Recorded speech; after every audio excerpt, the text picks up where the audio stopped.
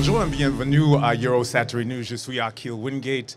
Et peut-être reconnaissez-vous le visage de celui qui est à côté de moi sur le plateau? Oui, bien sûr. Vous êtes Charles Baudouin, commissaire général de Eurosatory. Bienvenue. Merci. Bon, on voit devant nous cet grand écosystème impressionnant. Eurosatory 2024. Quels sont les changements, les évolutions, les innovations de cette édition si on contraste avec 2022? Alors, le salon, par rapport à 2022, est en accroissement fort en termes de participation d'exposants, puisque nous dépassons les 2000 exposants. Nous étions déjà le plus grand salon du monde, mais je dirais, nous sommes maintenant de très loin le premier. Nous attendons 20 000 visiteurs professionnels de plus par rapport à 2022, ce qui est considérable, ce qui ferait que nous attendons de l'ordre de 55 000 visiteurs professionnels et délégations officielles. C'est un salon qui s'inscrit complètement dans la nouvelle donne géopolitique. Autant en 2022, c'était le salon de la sidération, on venait d'apprendre l'agression russe, donc des effets d'annonce, mais 2024, 2 ans après, les États ont pris en compte la menace, les industriels se sont adaptés. Nous avons doublé la participation de sociétés de drones. Nous développons aussi l'intelligence artificielle qui avance très vite. Et toutes les formes de guerre nouvelles, tous les trous capacitaires qu'avaient les armées européennes, et ils étaient nombreux après 80 ans de paix, sont en passe d'être comblés, en tout cas dans l'offre industrielle et dans l'expression du besoin des États. Il y a une innovation très forte parce que ce salon, bien sûr, qui est très grand, présente pour le moins de l'ordre de 500 innovations. Je voudrais en citer une qui est tout à fait intéressante et qui intéresse tout le monde. C'est qui est présenté par la société Rheinmetall, un nouveau carburant. Oui, fabriqué avec le carbon dioxide, l'électricité et l'eau. Hein. C'est ça. Ouais. Électricité, eau et gaz carbonique.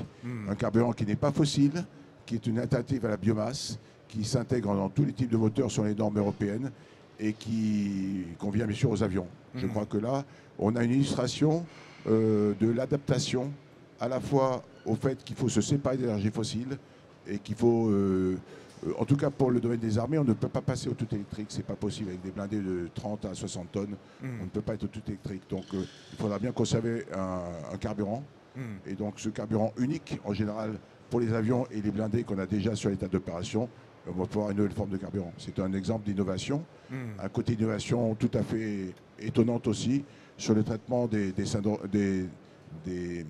atteintes psychiques de la guerre. Donc une société, une PME française a inventé un logiciel qui permet véritablement d'accompagner le diagnostic de syndrome psychique en guerre. Vous voyez qu'on est sur un spectre très large. Les drones montrent aussi des capacités très importantes en termes de distance à parcourir et de charge utile. On sent qu'il y aura des drones logistiques bientôt. Tout ça en décollant d'un parking. Donc vous voyez, c'est très vaste comme innovation. Oui. On remarque en plus une différence qui est vaste entre 2022 au niveau des innovations qui était déjà impressionnant et aujourd'hui où on trouve Eurosatory au milieu de toutes les actualités en ce moment. Par exemple, l'intelligence artificielle, bien sûr, la défense et même les JO qui arrivent bientôt à Paris. Hein. Bien sûr. Dans votre perspective, j'imagine c'est beaucoup plus important maintenant pour Eurosatory d'être présente aujourd'hui que dans le passé. Bon, je pense qu'il a toujours été le premier salon, donc je dirais qu'il s'est surtout élargi. Ce que nous avons compris à Eurosatory, ce que nous prenons, et nous sommes, je crois, les seuls au monde, ce n'est pas un salon d'armement, comme on les appelle parfois, c'est un salon de la gestion de toutes les crises, de la haute intensité jusqu'aux crises humanitaires et environnementales. Nous voulons prendre en compte, parce que l'ADN de ces crises est le même que les crises de guerre, c'est-à-dire on ne sait pas quand ça frappe, où ça frappe, comment ça frappe, mais on sait que les premières heures vont être cruciales pour sauver des populations.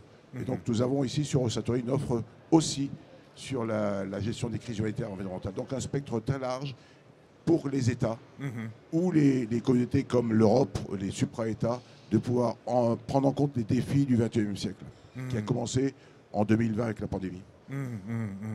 Au niveau de web app, pour les visiteurs par exemple, qui viennent pour voir tout ça, qu'est-ce que tu peux en dire concernant le web app Alors, pour ce Eurosatory. qu'on peut déjà dire, c'est que le plus grand salon du monde peut générer effectivement, avec plus de 2000 exposants, et pour des visiteurs qui pour beaucoup viennent là pour la première fois, un risque de s'y perdre. Or, lorsque le visiteur vient à Eurosatory, débarque de son avion, a peut-être 2 ou 3 jours devant lui, pas plus, il faut qu'il soit efficace. Nous avons donc tiré l'expérience d'Eurosatory 2022 par une enquête de satisfaction tant des exposants que des visiteurs. Nous avons multiplié les points d'information. Nous avons créé des espaces de détente et de repos, multiplié les points de restauration, de façon à ce que le visiteur puisse être vraiment à son aise sur Eurosatory. Et bien évidemment, le nec plus ultra, c'est cette web application qui permet à chacun, tout un chacun, d'aller sur un site et de disposer de toutes les informations, de pouvoir se déplacer sur le salon d'un stand à un autre, de pouvoir accéder à toutes les conférences, accéder au networking. Donc véritablement, c'est l'outil du XXIe siècle que doit posséder aujourd'hui tout salon et nous sommes présents là-dessus. Donc, on va faire un recap. Combien d'exposants? Plus de 2020. OK. Et combien de visiteurs on anticipe? J'escompte 55 000 visiteurs. Et en plus, c'est le plus grand conférence de son secteur du monde. Oui, et puis on peut ajouter qu'il y a plus de 100 conférences. On a 41 pavillons nationaux, ce qui est aussi le record mondial. Nous avons 270 délégations en attente de plus de 100 pays, délégations officielles. Donc vous voyez, c'est 166 000 m² de surface occupée. Donc c'est vraiment le blockbuster des salons de défense sécurité. Oui, oui.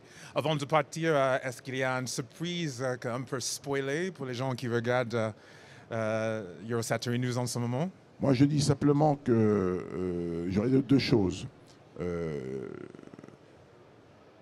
Nouveaux défis, nouvelles solutions. On ne résoudra pas les problèmes d'aujourd'hui avec des solutions d'hier. Donc Eurosatory présente et offre à tout le monde les perspectives de ce que seront demain les moyens de défense et de sécurité des États. Ça, c'est une première chose. Et je dirais la deuxième chose, c'est que les visiteurs soient assurés que non seulement ils trouveront ce qu'ils cherchent sur Eurosatory, mais je suis persuadé qu'ils trouveront ce qu'ils ne cherchent pas encore. Charles Baudouin, merci beaucoup. Merci. Et à très bientôt. Hein? Et bon salon. Merci. Hein.